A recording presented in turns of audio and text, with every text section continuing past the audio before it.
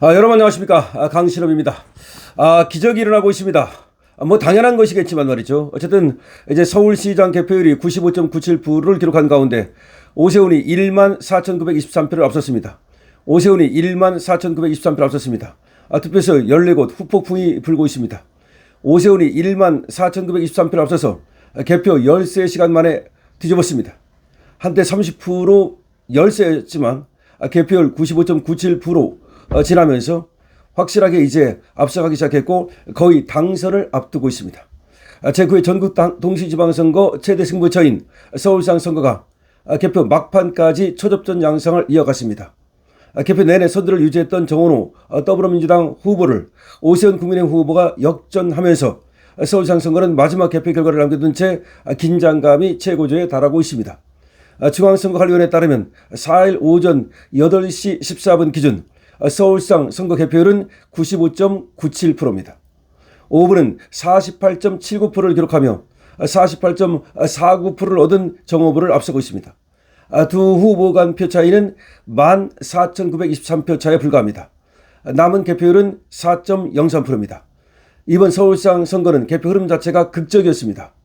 어제 오후 6시 20분 개표가 시작된 직후만 해도 정 후보의 우세가 뚜렷했습니다. 정 후보는 개표 초반 한때 오 후보를 30% 안팎까지 앞섰고 개표율이 절반을 넘긴 이후에도 정 후보의 우위가 유지됐습니다. 출구조사 역시 정 후보 우세를 전망했습니다. KBS, MBC, SBS 공동 출구조사에서는 정 후보가 51.4%, 오 후보가 46.0%로 나타났습니다. JTBC 예측조사 역시 정 후보 53.5%, 오 후보 42.9%로 집계됐습니다. 하지만 자정을 전후해 상황이 달라졌습니다. 강남, 서초, 송파 등 보수 성향 지역 개표가 본격 반영되면서 오 후보가 빠르게 추격에 나선 겁니다. 새벽 2시 무렵에는 두 후보 간 격차가 5% 이내로 좁혀졌고 이후 개표가 진행될수록 격차는 더욱 줄어들었습니다. 결국 개표율이 90%를 넘어선 시점에서 승부가 뒤집혔습니다.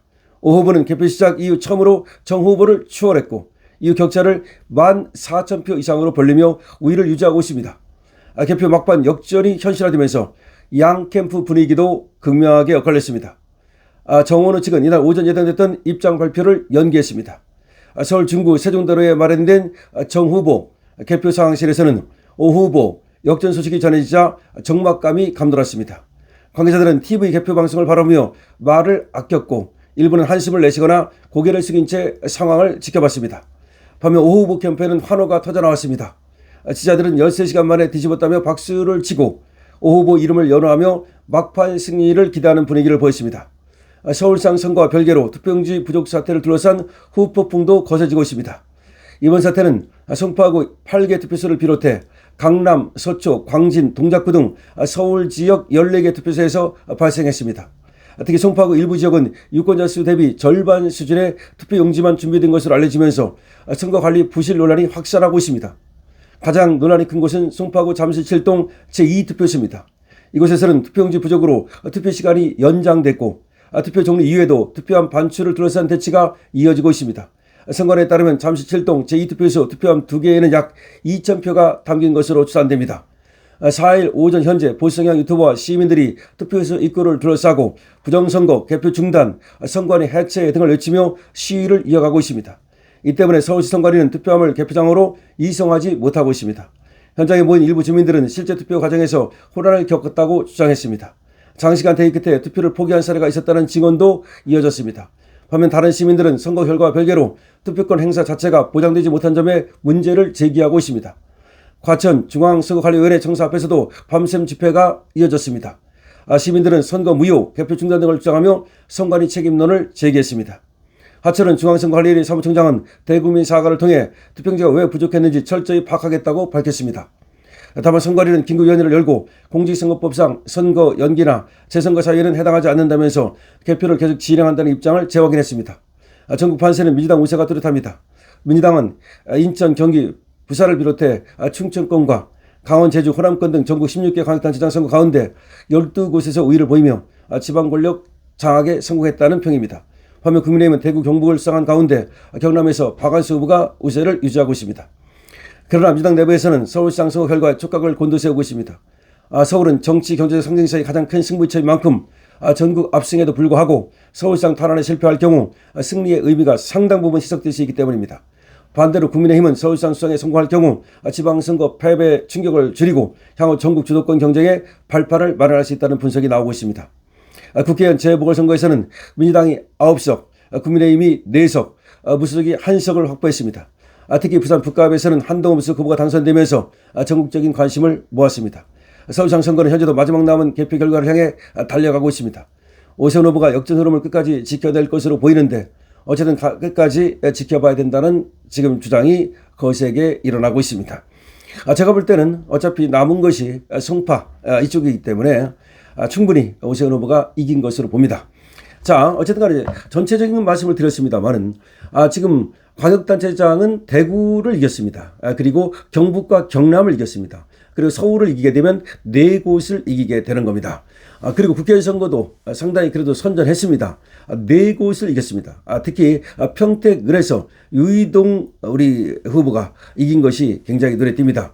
김태규 그리고 이진숙 여기도 됐고요.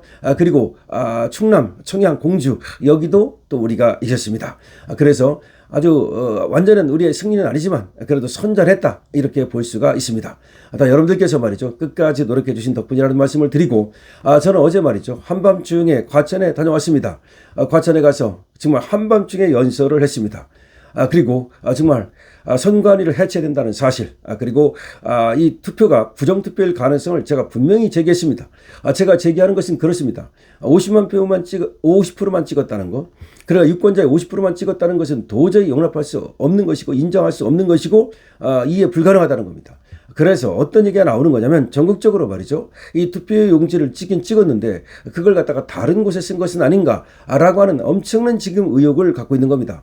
다시 말하면 이제 국민들이 말이죠. 부정선거라는 것에 대해서 과거에 일부 사람들이 얘기를 했다면 이제는 많은 사람들이 의혹을 갖고 있는 겁니다. 그리고 그 의혹이 이제 옅은 의혹에서 짙은 의혹으로 번져가고 있는 겁니다. 잠실 7동 사태라고 하는 것도 단순한 지금 용지 부정만을 얘기하는 것이 아닙니다. 선관위가 저렇게 엉터리로 선거 관리를 한다면 그리고 선관위가 여러분 아시다시피 직원 채용에서도 자기들 족벌 체제를 구축하지 않았습니까? 이런 선관위 그리고 여러 가지 지금까지 드러났던 불미스러운 일들 그리고 정말 이해할 수 없는 불가사의한 일들 이런 것들을 모두 고려한다면 지금 거대한 음모 거대한 부정선거가 이루어지는 것은 아닌가라고 하는 강력한 의심을 갖게 된 것입니다. 따라서 우리 국민들이 이제 선거의 공정성과 선거의 투명성에 대해서 다른 차원의 문제제기를 하고 나선 것입니다. 이것은 바로 이제 자칫하단 말이죠. 이것이 거대한 혁명의 물결로 번지고 그야말로 이재명 정권을 갖다가 쓰나미처럼 쓸어버릴지도 모른다는 얘기입니다. 여러분 지금 오세훈 후보가 승리할 것으로 예상되는데요. 다만 한동훈이 이겼다는 것이 찝찝합니다만은 한동훈은 말이죠. 어차피 무소속에 불과합니다. 그리고 국힘에 절대로 발을 들어놓을 수가 없습니다. 강실업 TV입니다. 좋아요, 구독을 부탁드리고요. 계속해서 여러분께 후속 소식 전해드리겠습니다.